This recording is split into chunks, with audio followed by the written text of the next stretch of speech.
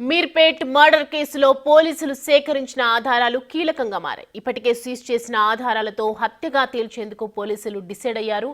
20 లీటర్ల bucket, water heater, shed, hot హంగ్లర్, cooker, కడాయి, కత్తి, చెక్క మొద్దును సీజ్ చేశారు.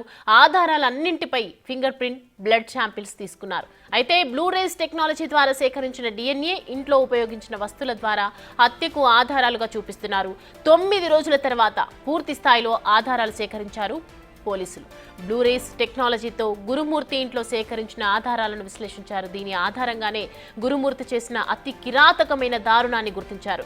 14వ తేదీ రాత్రి నుంచి 16వ తేదీ రాత్రి వరకు నిందితుడు గురుమూర్తి సెల్ ఫోన్ సిగ్నల్స్, కాల్స్ తో పాటు సీసీ కెమెరాలలో రికార్డు ఫుటేజ్ ను పోలీసులు సేకరించారు. గురుమూర్తి తన భార్యతో గొడవపడి ఆమెను హత్య చేసినట్లు నిర్ధారించారు. ఫోరెన్సిక్ ల్యాబ్ల సహకారం తీసుకొని మరింత లోతుగా విచారించారు. దీంతో ఇప్పుడు పోలీసులు సేకరించిన ఆధారాలే కీలకంగా మారాయి.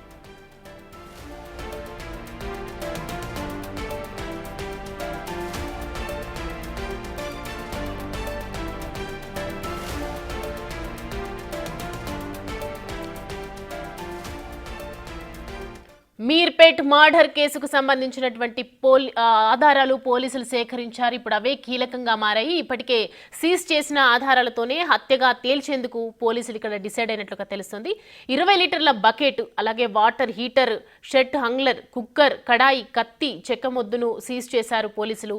ఆధారాలన్నింటిపై ఫింగర్ ప్రింట్, బ్లడ్ శాంపిల్స్ కూడా తీసుకున్నారు. అయితే బ్లూరేస్ టెక్నాలజీ ద్వారా సేకరించినటువంటి DNA, ఇంట్లో ఉపయోగించిన వస్తువుల ద్వారా హత్యకు ఆధారాలుగా చూపిస్తున్నారు పోలీసులు. అయితే 9 రోజుల తర్వాత పూర్తి స్థాయిలో ఆధారాలు సేకరించారు. బ్లూరేస్ టెక్నాలజీతోనే గురుమూర్తి ఇంట్లో సేకరించినటువంటి ఆధారాలను విశ్లేషించారు. దీని ఆధారంగానే గురుమూర్తి చేసిన అతి కిరాతకమైనటువంటి దారుణాన్ని గుర్తించారు. 14వ తేదీ రాత్రి నుంచి 16వ తేదీ రాత్రి వరకు నిందితుడు గురుమూర్తి సెల్ ఫోన్ సిగ్నల్స్ కానీ కాల్స్ తో పాటు ఓవరాల్ సీసీ కెమెరాలో రికార్డ్ అయినటువంటి ఫుటేజ్ ను పోలీసులు సేకరించారు.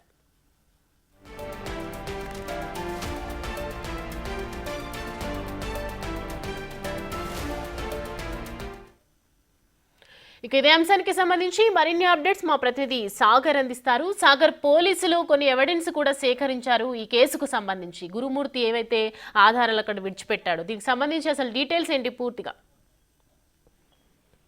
సౌమ్య, రాష్ట్ర వ్యాప్తంగా సంచలనం సృష్టించినటువంటి మీర్పేట వెంకటమాధవి హత్య కేసులో పలు కీలక ఆధారాలు కూడా పోలీసులు సేకరించారు. మనం చూడొచ్చు, దాదాపు వారం రోజులుగా కట్టుకున్న భర్తే గురుమూర్తి ఈ హత్య చేశాడని చెప్పి పోలీసుల విచారణలో మొదట చెప్పినటువంటి మొత్తం ఉదంతానికి సంబంధించినటువంటి విషయాలతో పోలీసులే ఆశ్చర్యపోయారు. దానికి సంబంధించిన దర్యాప్తులో కూడా ఆధారాలు పూర్తిగా సేకరించలేకపోయారు. వారం రోజుల పోలీసుల దర్యాప్తులో ఎలాంటి ఆధారాలు సేకరించకపోగా బ్లూరేస్ టెక్నాలజీతో గురుమూర్తి ఇచ్చినటువంటి స్టేట్మెంట్ ఆధారంగా పోలీసులు దర్యాప్తు చేశారు.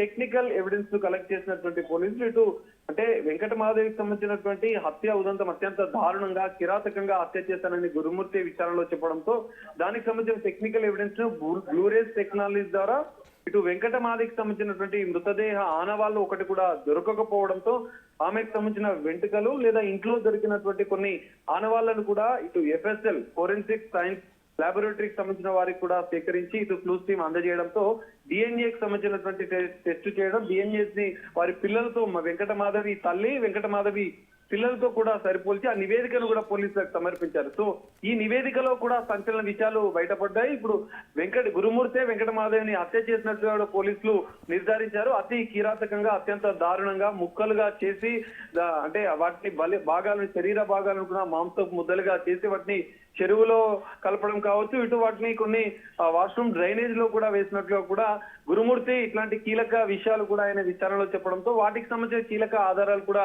పోలీసులు సేకరించారు.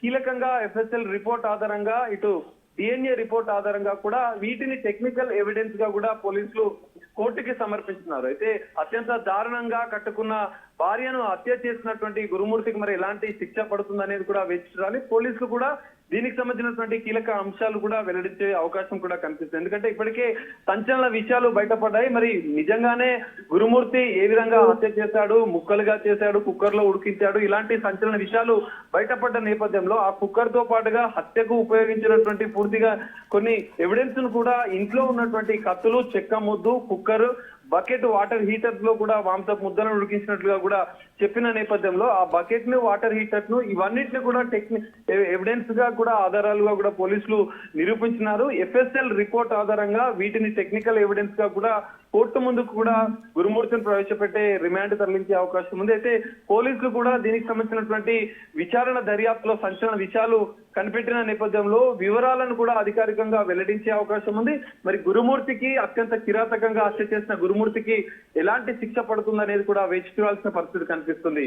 సో మొత్తానికి సాగర్ మరి సంచలనాత్మక తీర్పు కోసం అందరూ ఎదురు చూస్తున్నటువంటి నేపథ్యంలో ఈ పోలీసులకు సవాలుగా మారినటువంటి కేసు ఇక కొలికి వచ్చే అవకాశం ఉందా ఇప్పటికీ?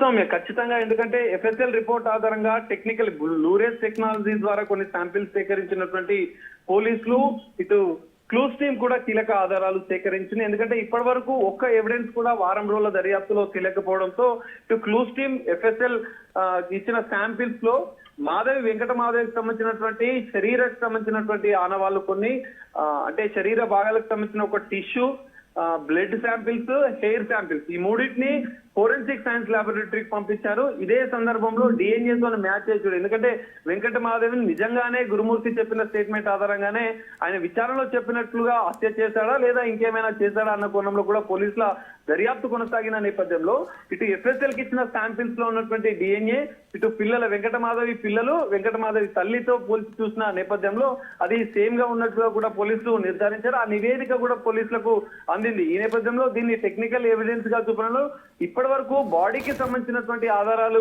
ఏమీ లేకపోవడంతో పోలీసులు తలలు పట్టుకున్న పరిస్థితి కూడా ఈ దర్యాప్తులో మనకు కనిపించింది. పూణే నుంచి ఒక స్పెషల్ ల్యాబ్ కి సంబంధించినటువంటి టీం ని కూడా హైదరాబాద్ కు పంపించి వారి యొక్క సలహాలు తీసుకొని కూడా ఈ కేసులో టెక్నికల్ ఎవిడెన్స్ గా ఏదైతే బాడీ, ఎందుకంటే మృతదేహం లభించని పక్షంలో ఎలాంటి ఆధారాలను మనం కోర్టుకు సమర్పించవచ్చు, హత్య చేసినటువంటి నిందితుడు కూడా శిక్ష పడాలంటే ఎలాంటి సెక్షన్స్ ఇందులో పెట్టాలి, టెక్నికల్ ఎవిడెన్స్ బ్లూరేస్ టెక్నాలజీ ద్వారా గుర్తించినటువంటి శాంపిల్స్ ను ఇంట్లో హత్యకు వాడినటువంటి కొన్ని పరికరాలను వస్తువులను కూడా స్వాధీనం చేసుకున్న పోలీసులు ఈ మొత్తం మోడ్ ఆఫ్ ఇట్లా క్రైమ్ ఏ విధంగా చేశాడు అన్న మొత్తాన్ని కూడా కోర్టుకు ఆధారాలతో సహా సమర్పించినారు. ఈ కేసులో మరి ఇప్పటికే సోషల్ మీడియా సంచలనం సృష్టించినటువంటి ఈ కేసులో అత్యంత దారుణంగా కట్టుకున్న భార్యను వెంకటమాధవిని హత్య చేసిన గురుమూర్తికి ఖచ్చితంగా కఠిన శిక్ష పడాలని చెప్పి ఇటు ప్రజలు కూడా పెద్ద ఎత్తున డిమాండ్ వస్తున్న నేపథ్యంలో మరి వీరి ఆధారంగా పోలీసులు సమర్పించినటువంటి ఆధారాలతో ఎలాంటి శిక్ష పడుతుంది, జీవిత ఖైదు పడే అవకాశం ఉందా లేదంటే ఇంకేమైనా శిక్ష పడుతుందా అనేది కూడా ఒక ఆసక్తిగా మారిన పరిస్థితి అయితే మనకు కనిపిస్తుంది. మరి రిమాండ్ తరలించిన అనంతరం కూడా ఈ కేసులో ఎలాంటి పరిణామాలు చోటు చేసుకుంటాయనేది మనం చూడాల్సిన పరిస్థితి అయితే కనిపిస్తుంది. Soumya, thank you for the update Sagar.